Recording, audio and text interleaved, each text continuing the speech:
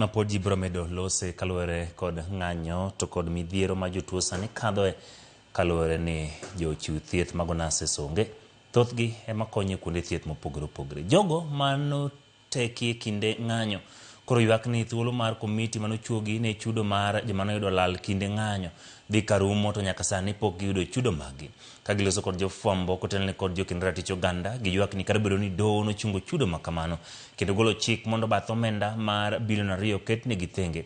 Nyaka sani pok giyudo duoko moro amora kowuok e komiti no motelo kod okil Makau Mutua ma tieko tijgi e chak dwe manyien.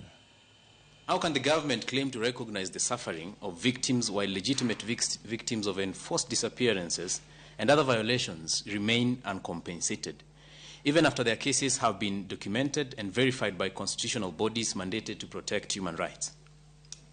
And why were genuine victims left asking whether the compensation exercise was designed to deliver justice or simply manufacture a political headline? Victims do not need political sympathy.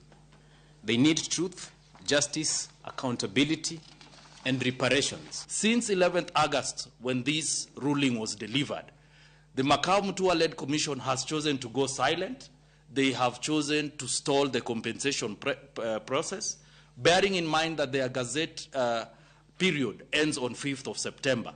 So we are asking that if indeed the compensation was meant for reparation of these victims, then was it a mere political statement, as read before, or was it really meant for compensation of these victims?